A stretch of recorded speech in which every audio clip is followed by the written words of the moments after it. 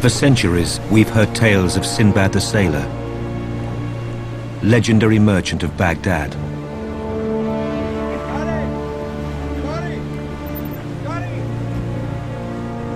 He and those like him voyaged to fantastic kingdoms more than 1,000 years ago.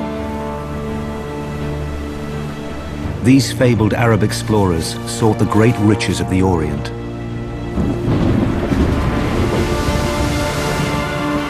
Crossing nearly 10,000 kilometers of open ocean.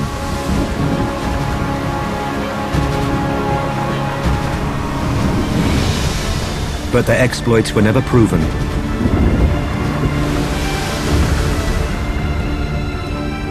Until now. A chance discovery in the treacherous waters off Indonesia reveals a seabed covered in gold, silver, and ceramics. It may prove the existence of a global seafaring culture centuries before we imagine possible.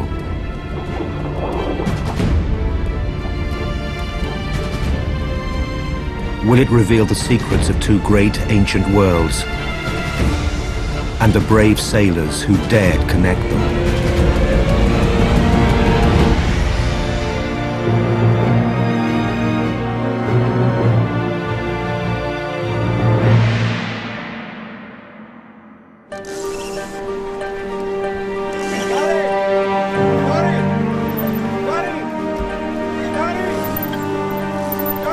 Over 1,100 years ago, an international crew of men set sail on a perilous journey.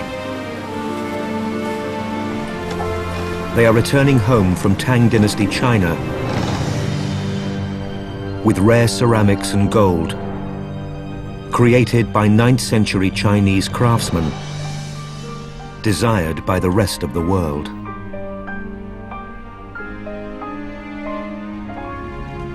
For centuries, China has traded with the West over land via the Great Silk Road. But near the end of the Tang Dynasty, the route has become too dangerous. According to legend, Arab traders take to the seas, creating a maritime silk route. Their ship packed with priceless Chinese items. These men are gambling that this trip will make them rich beyond their wildest dreams.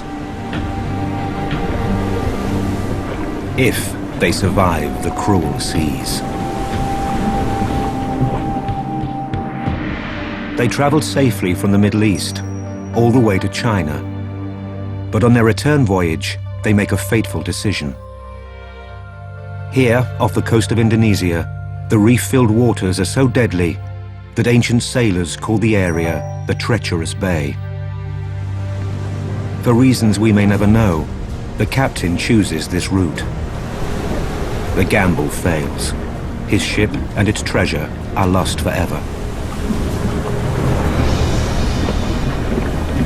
Or so it seems.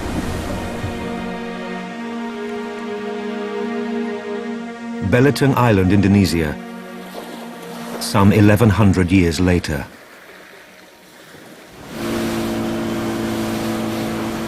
Tilman Walterfang was lured here in the late 1990s in search of undersea treasure.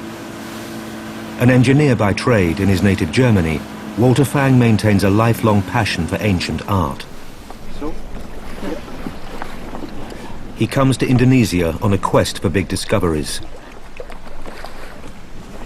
And in 1998, he receives a tip that would change his life.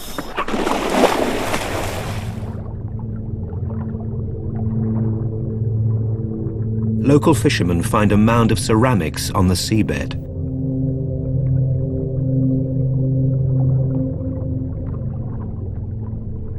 Based on the designs, they appear to have been created between 600 and 900 AD in Tang, China. If so, the find is incredibly valuable.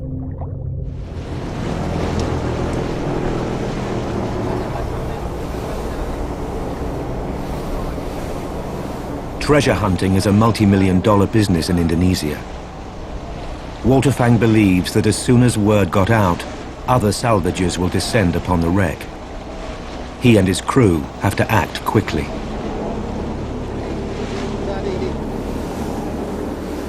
The area Walter Fang secures is here, Batu Hitam, or the Black Rock, a notorious reef.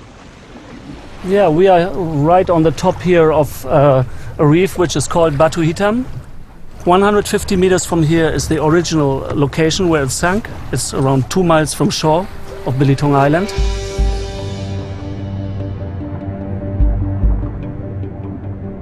On his first dive, Walter Fang descends 17 meters.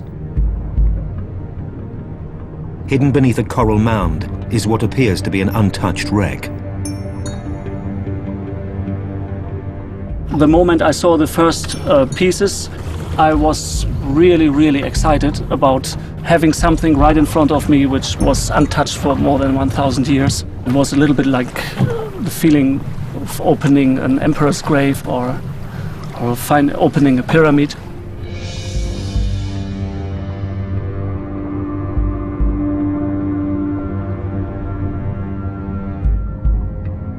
Walter Fang hires Mike Flecker, an Australian maritime archaeologist, to manage the excavation. The whole vessel was buried. It had 1,100 years of sediment accumulated over the top of that. It had various things like some iron creates big coral growths and it concretes together. So there's a massive amount of material burying the wreck.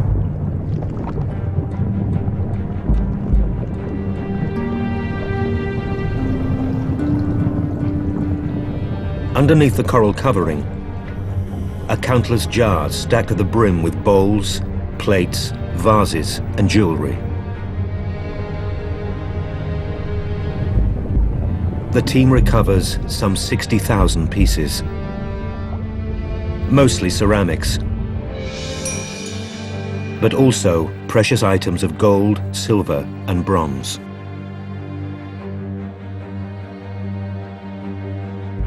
It's about 22 metres you're looking at for the length of this vessel. Very beamy, probably 7-8 metres wide.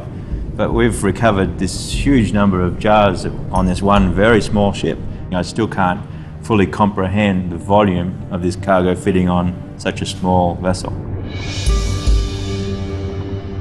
Walter Fang and Flecker believe they have made a remarkable find. There's nothing written, there's no archaeological reports. Nobody's aware, nobody within the archaeological community at least, is aware of any shipwreck of this type of any era in the world, essentially. Ancient records tell of Arab and Persian fleets that traversed Asian seas, but no such boat from the time has ever been found. Most wrecks would have disintegrated after a few hundred years. This one was covered by a layer of sand that prevented worms from attacking the wood.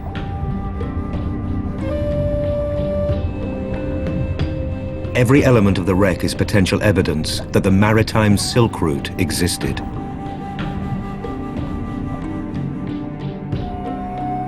A bronze mirror bears a compelling clue with the inscription, "Smelted 100 times in the city of Yangzhou on the Yangtze River in December 758.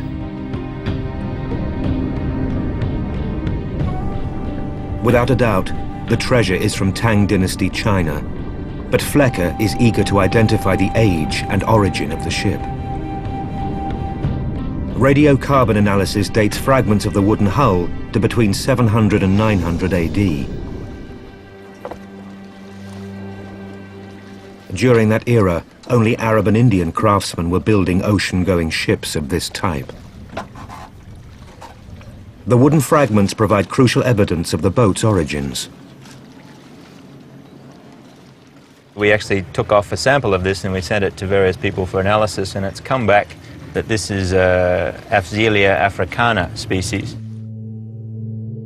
Afzelia africana is a hardwood once prized by the ancient Arab boat builders. The wood is found here, across Africa from Senegal to Uganda. If it's a timber coming from Africa, it's far more likely that it was just transported the short distance up to possibly Yemen or Oman, and the vessel was built there. The hull's position on the seabed also allows Flecker and the others to determine the ship's shape. The layout of the ship's frame is clear evidence that it is a traditional Arab dhow. Some 20 meters long, with 2 masts about as tall. Its hold is packed with cargo. The crew lives and works in whatever space is left on deck. It's an absolute benchmark. There's nothing been found older. It wasn't expected to be found. It's an Arab ship. They haven't even been found in the Middle East. Here it is in Indonesian waters. It's amazing. Nautical archaeologist Nick Birmingham has devoted his life to recreating the world of the medieval mariners. Flecker sends him the clues gathered from the wood fragments. Well, this one should be coming round now. Like many ships in the region, the dhow was built without a single nail. The ship was entirely stitched together. Certainly a good 200,000 stitches involved. The seams between the planks were held together, holes drilled about 2 centimetres either side of the seam, 4 centimetres apart. The complex system of stitching holds the dhow's planks firmly together even in rough seas. Paper bark is put between planks and underneath the stitching to prevent water leaking into the hull through the holes. The great thing about a stitched vessel is when it's severely damaged, you can take all the stitching out, replace the damaged parts, put it back together, nothing wrong with it.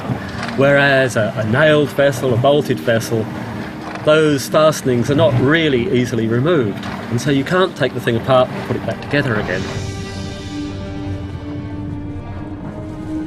As the boat's story begins to emerge, Walter Fang searches for a home for the cargo. For some skeptics, the find seems too good to be true. Well-known experts, they just did not believe because it's too good to be true. Experts cannot believe that all of these items came from one ship. Walter Fang is even accused of faking the artifacts. But the commercial art world is eager to buy the best pieces for the open market. Famous art dealers came along and tried to do some cherry picking. The big auction houses showed real interest, and there was some pressure from also internally to go quickly for an auction and to sell it piece by piece. So I started slowly feeling the responsibility I had to keep this valuable piece of evidence together and preserved. The ultimate value of the Tang shipwreck goes far beyond gold and silver treasure. If the cargo is split up, the full story of the ship may never be known. When I walked through the door, I knew it was valuable. I did not realize how valuable it was. And it was only later when different scholars would come, and through their eyes, we could see the simple objects in different ways. Today, I would say the treasure is different things to different people. To artists, it's actually 1,100-year-old artifacts of very simple and elegant designs. To historians, there's a missing puzzle to many stories. The discovery of the Arab dhow is rewriting the history of cross-oceanic trading. But until now, nothing is known of the mariners on board or of their final destination. Who sailed this treasure-laden ship nearly 10,000 kilometers across the world?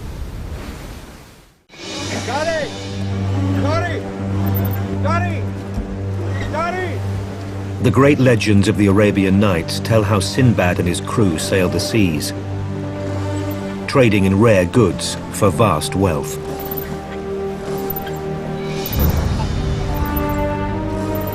Who were the real explorers of the age? Did Sinbad and his crew really exist?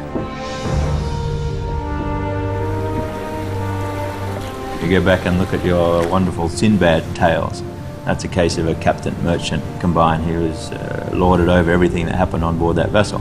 You'd have to be incredibly adventurous, you'd have to be a huge risk taker, the fellow that's investing all his funds in a voyage like this, but the returns obviously would have been immense. The captain is most likely a merchant from Arabia or Persia. He probably gambles all he owns on this voyage, on the purchase of this ship and the hire of its crew, on the chance that this journey will make him rich beyond his wildest dreams. The captain recruits his crew from all along his route. It's very likely that trading in Southeast Asia, they would take on Indonesian mariners, Malays, Thais, could be from anywhere, Chinese perhaps, although Chinese don't seem to have been terribly keen on going to sea. Besides the captain, the single most important man on board is the navigator.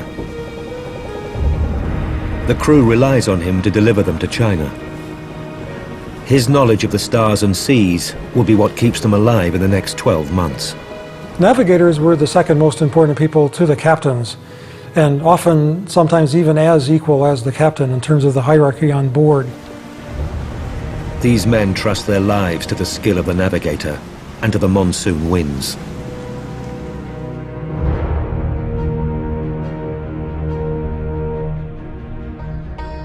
According to the Sinbad legend, their journey may have begun in the Persian Gulf in September or October.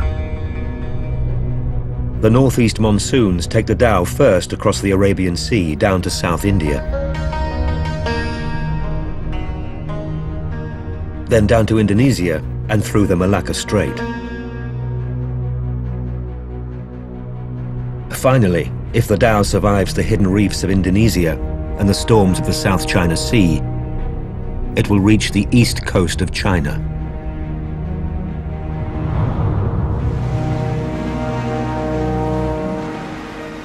Conditions on board are brutal. This dhow is designed for trade and little else. With cargo stored safely below decks, the crew work, eat and live out in the open air. A wooden box filled with sand serves as a makeshift oven. Their diet is dried fish, fresh if lucky, rice bought along the way and water they have hoarded for the long journey across the open ocean. It's possible that the limited space doesn't allow for difference in rank. Captain and crew eat together.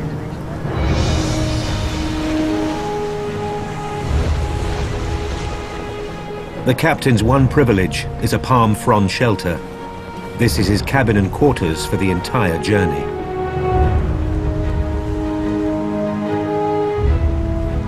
Most of the crew would have been just sleeping forward, sleeping on the deck. There would have been no hold inside to sleep in. It would have been all at deck level. So there would have been your key component and then essentially your rabble, your fellows that are just the muscles handling the sails.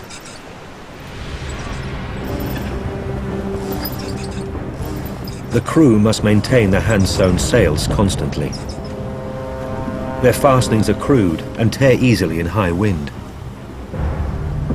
Better to lose a sail than for a storm to rip off their mast.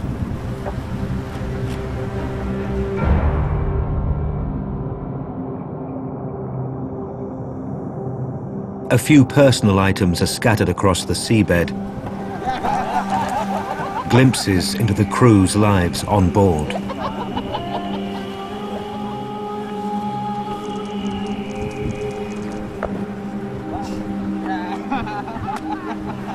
A small bone die, perhaps used by men to gamble, playing games to pass the long hours at sea.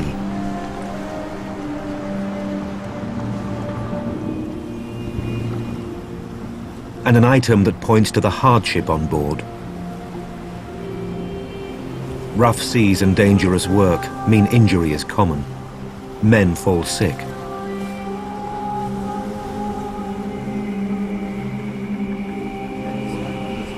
The navigator burns aromatic resin to cure the injured.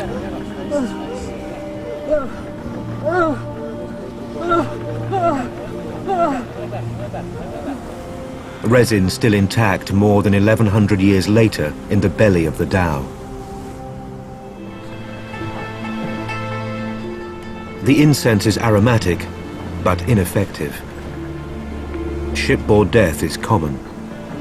The captain leads the surah of mourning from the Holy Quran. The body is wrapped in a white shroud to be dispatched into the ocean.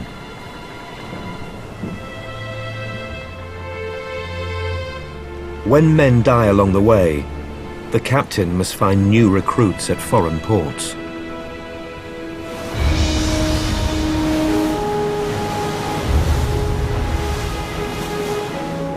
After nearly a year at sea, the survivors reach their goal. The captain and his men have crossed nearly 10,000 kilometers of ocean to arrive here at the great port of Yangzhou. For centuries, Yangzhou's fortune has come from its position along the Yangtze River, its docks funneling goods to the landlocked north. Today, it still evokes the wild frontier atmosphere of long ago, when it was the door to China's riches. This is the very important port of Yangzhou. Today, it is as busy and as lively as it was more than 1,000 years ago. This is where all the foreign business deals took place during that period. There were Arab ships here, Indian ships, Persian ships, and all types of Chinese ships. This city was an incredibly important port along the maritime Silk Route.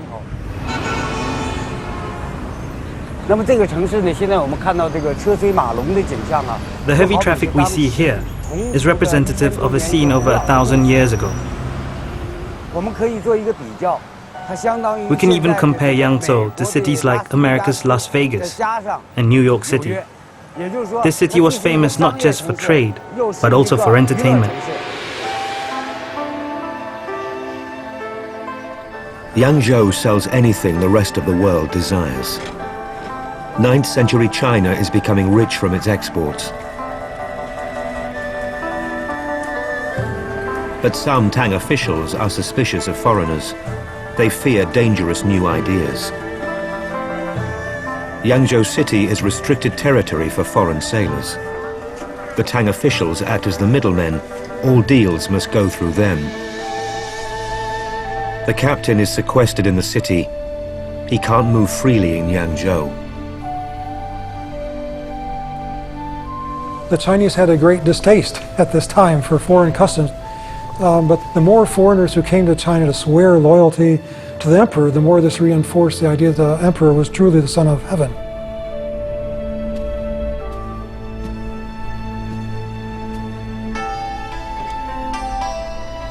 The captain, like other Arab merchants, is perhaps both diplomat and businessman. He may be commanded by the Tang court to carry priceless gifts to neighboring kingdoms as tribute. And in exchange, he may be allowed to order rare treasures his clients at home crave. China's porcelain, gold, silver, and spices.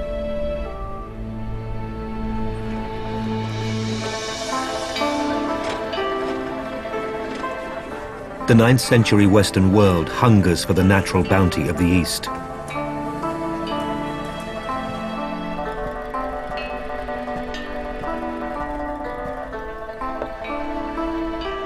Rare spices such as star anise are desired by the great trading kingdoms of Southeast Asia, such as Java and Sumatra.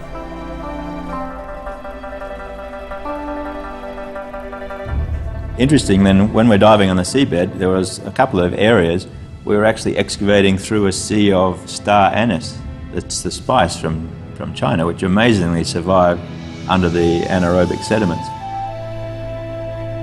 The captain may sell Chinese spices to Southeast Asia, Asian goods to India, and whatever he can buy along the way to the Middle East. If he stops at every port, he will return home with many riches and stories to tell of his adventures in foreign lands.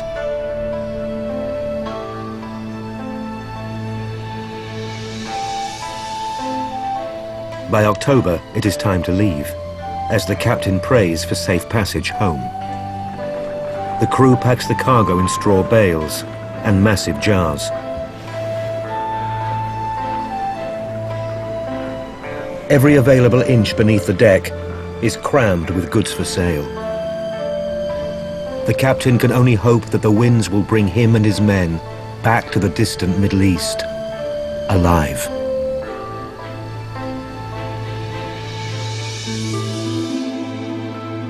When the monsoon winds change direction, they blow from the northeast, transporting the dhow away from China towards Indonesia.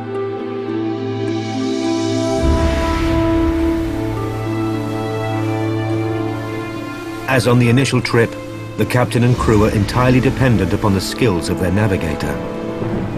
He has a crucial job with few tools at his disposal. In those long ago days, there are no magnetic compasses or reliable charts. He must keep the ship's course by visible landmarks and the stars. They took samples of mud even. At various places. They would look at the mud, they would look at the kinds of birds and sea animals that they caught. They used many different sources of information. So navigation by just the stars is one of the major approaches that they used, but they had lots of other little tricks too. At sea, the navigator has one secret prized by Arab sailors. At night he measures latitude with a kamal. The kamal is held up against the horizon. It is a rectangle of wood attached to a piece of string used to measure alignment with the North Star.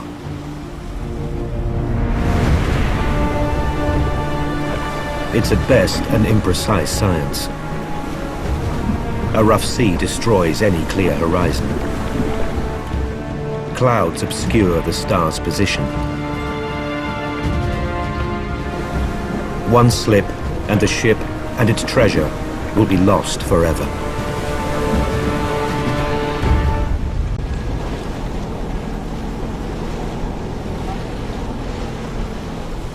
A decade has passed since Walter Fang began excavating the treasure dhow off Belitung Island. It has cost millions to conserve and research the precious artifacts. It was a big burden. It was actually not expected that the conservation process and research process will take so long and will be at the end so expensive. Even as the search continues for a buyer willing to take the entire 60,000-piece collection, each item must be individually desalinated and cleaned. 1,100 years of coral gently removed. I understood he sold all his belongings to find the financial resources. And I often used to say, any other salvager would have just taken the best pieces, sold them off, and not worried about the whole collection of 60,000 pieces.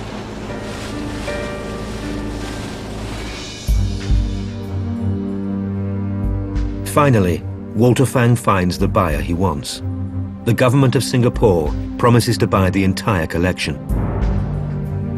The price, a reported $32 million US. It is a record sale price in the world of Asian art. The ship's treasures will now be studied as a single collection, eventually to be exhibited for all to see, as it once was, a unique treasure dhow. More than 1,100 years after it disappeared, the treasure now lies here, in high security storage in Singapore. Well, if you look at these two rows, there are 1,600 of such ewers, and that represents only a very small fraction of the kind of wares that's found on board the Belitung wreck. In fact, there are 60,000 pieces of ceramics found on board the ship. And what you're seeing right now is 2 rows, but there are another 27 rows of such ceramics. It's highly unlikely that this was a normal trading voyage of the 9th century. This is probably a unique cargo. There probably wasn't 60,000 Chinese bowls every year. This may have been a once in 20 years kind of a voyage, if that. So this cargo is probably quite unique. There could not have been very many of these.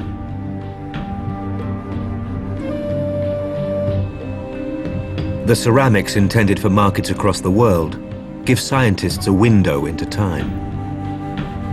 Each jar contained dozens of identical bowls, plates and cups stacked high inside, some marked with a manufacturing date 826 AD. Compelling evidence of large-scale mass market trading.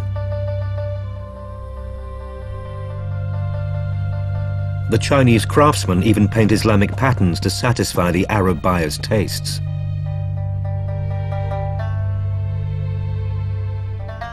Three pristine plates are covered in Mesopotamian designs, painted with a cobalt pigment from Iran. Historians had thought the Chinese began making such plates in the 14th century. But this Dao shows us that China was already offering them to the world 500 years earlier.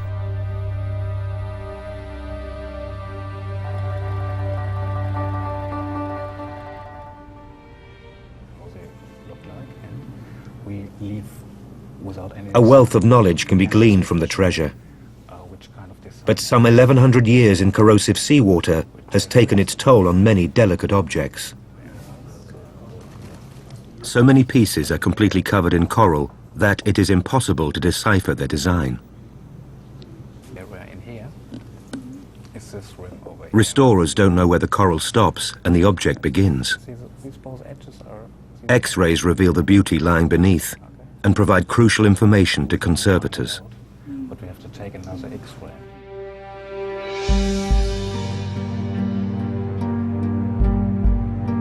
The X-ray help you very much. You see, if you take a look to this object, you don't know where the corrosion is more or less. You can't see it. So if you take an X-ray, you know exactly what you are looking for to find the original surface.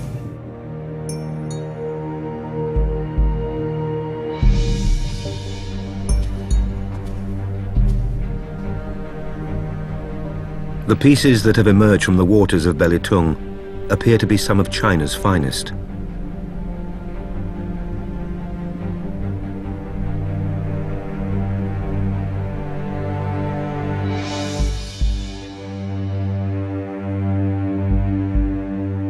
A snake-headed ewer made of white china, 1 meter tall.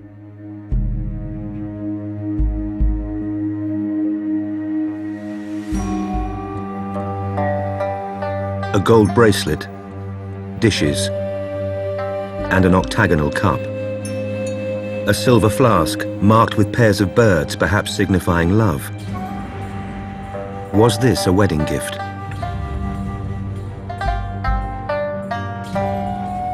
The breadth of this Tang collection is unmatched. The Dao's treasure is rewriting history.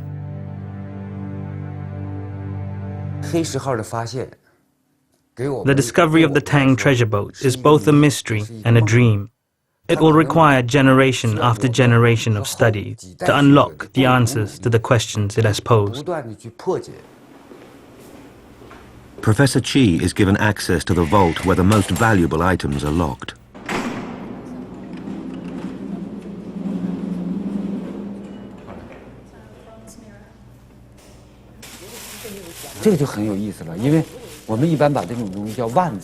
This is very interesting. Why has this swastika symbol been carved on the plate? This symbol was not popular during this period. So this is very puzzling to me. Furthermore, there are similar designs to this on the porcelain and pottery. So this has triggered new academic ideas. So here's an assumption. Were these artifacts made for trading abroad?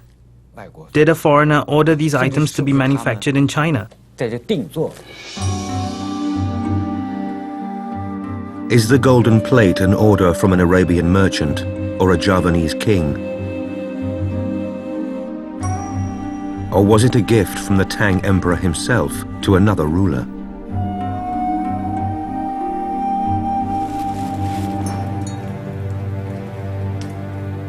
Among the most notable objects is this gold cup. This is an extremely exquisite item. It has a total of 8 sides, and such shapes are very rare in China. If you look closely at the people on each side of the cup, all of them are either dancing or holding instruments. If you look at their posture, it's obvious that this is a Middle Eastern cultural dance. In Tang, China, the artistry needed to make such items is closely guarded, passed down from father to son. A trainee gold worker would need around 4 years to learn the most basic skills. Only the best could create such a cup of pure gold, weighing 624 grams. Perhaps it was a present from a Chinese emperor to a Middle Eastern king. The Arab captain may have been ordered by the Tang court to secretly escort the gold safely to a neighboring empire.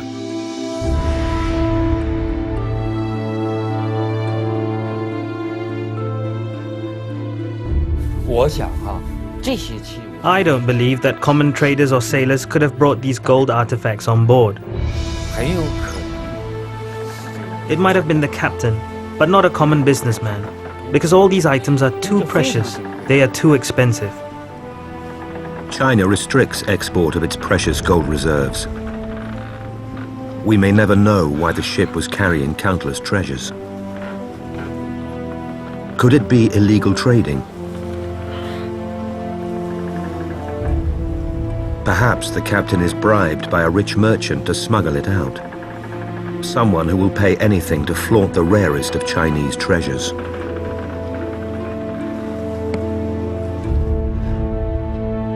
We may never know, but one thing is certain. The conservation and study of this treasure will take years. I hear from the experts who come through our door, and they come from all over the world asking to see the treasure. From their eyes, we realize that this is really a very valuable treasure. And I once said to someone in Singapore, I said, this is going to take all of my life to study. And they turned to me with the most serious look and said, it's going to take a few lifetimes to get it studied properly, a few generations.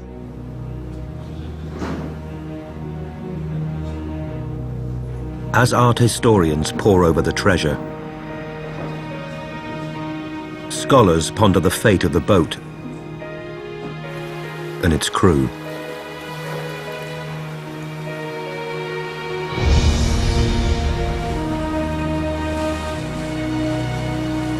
By mid-October, the treasure-laden dhow should be sailing to the Middle East from China. But the ship makes a sudden turn south towards Java in the opposite direction.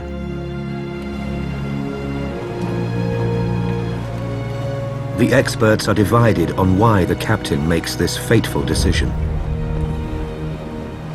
Now, where it was heading to, that's a dilemma. It's in Belitung Island, well off the normal trade route down through the Malacca Straits and back across past India to the Middle East. Perhaps they are forced to wait for favorable winds to carry them home. Or perhaps they are forced to stop and wait for better weather. Nick Birningham thinks it's possible the captain had little choice.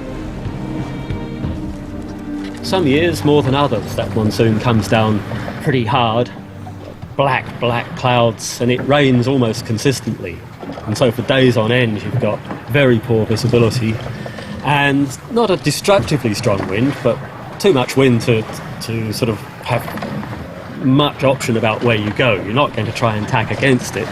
You've pretty much got to go with it. That might have been the situation that pushed them down onto Belitung. Not entirely sure of where they were. Or possibly fairly sure and terribly worried. Perhaps Belitung was the closest toll point where the captain had to stop and pay local taxes. Or the men have been at sea for 1 month by the time they reach the island. Are they low on food and fresh water? they were only 1 mile from shore, they may have been fishing. We found fishing net weights and sinkers and things like that. They may have been replenishing some of their food stock. Whatever their reason for being in the area, the crew has chosen a dangerous location to rest.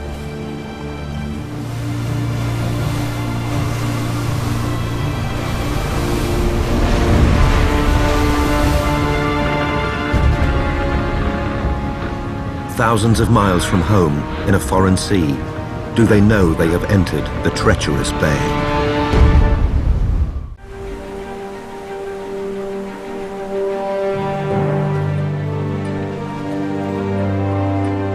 The crew of the treasure dhow have gambled everything on the journey home via Indonesia. Why, no one will ever know. But it is a decision that will lead to disaster. When they got down into Indonesian waters, that's highly unlikely that the skipper or the navigator or both had been travelling throughout the South China Sea, which is very treacherous and relies heavily on local knowledge, the location of all the reefs. It's one thing to say where you want to go and know where you are. It's another thing to know what you're running over. As the dhow passes Sumatra, it must risk the narrow straits past Belitung Island. Hidden reefs lie everywhere across the slim channel. Even today, fishermen fear the straits. Along the coastline here, from shore up to 3 miles out, is full of coral reefs everywhere, and so must be pretty dangerous. The shallow waters require careful maneuvering. With the sun hitting the water or clouds blocking visibility, even a local pilot might miss the reefs. He may have hugged the coast. Maybe that's what he was doing down the coast of Belitung, hugging the coast to keep away from the reefs that were in the open water. And then you'd stop at night, you wait for the next day, you look up your mast, you hope the sun reflection off the water is not too great, because then you see nothing anyway, and carry on. The danger here is definitely if you're bad weather or sailing in the night, you just can't see them. If it's raining, you can't see them. Yeah, and if sometimes very, very heavy winds coming up here, and I can imagine that such a heavy loaded vessel was very difficult to navigate through the reefs here, especially in bad weather.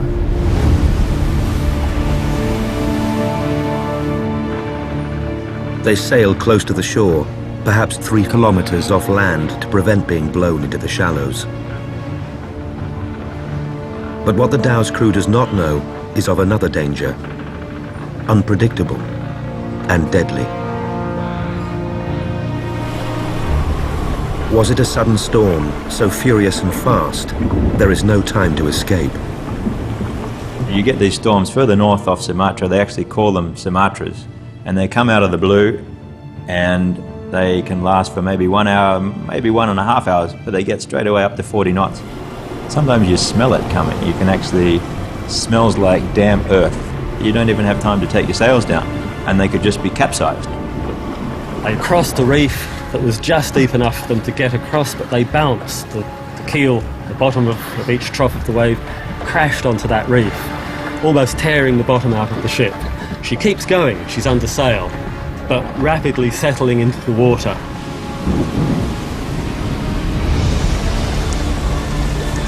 In this scenario, would the crew have had just minutes to react?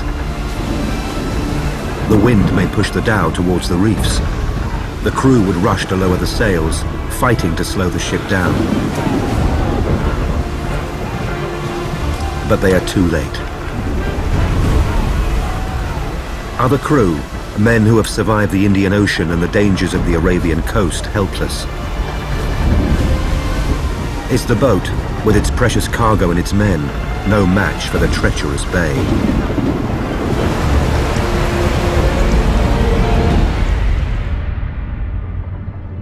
The dhow does not even have time to break up. It comes to rest as a whole, 17 meters below the surface. No human remains have survived the millennia under the seas. It's possible that a few men may have fought their way to shore. Their ship, lost to the ages, its secrets hidden to the world by the waters of Belitung for more than 1,000 years to come. It's almost indescribable, the feat that this vessel has achieved, and the fact that we've now found the archaeological evidence. It's not just a text which you can interpret in many ways. It's there on the seabed, full of this stuff. There's no doubt about it.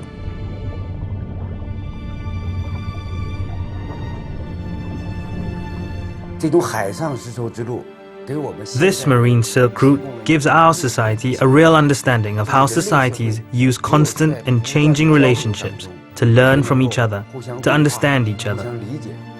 This is what has kept societies growing and developing throughout history.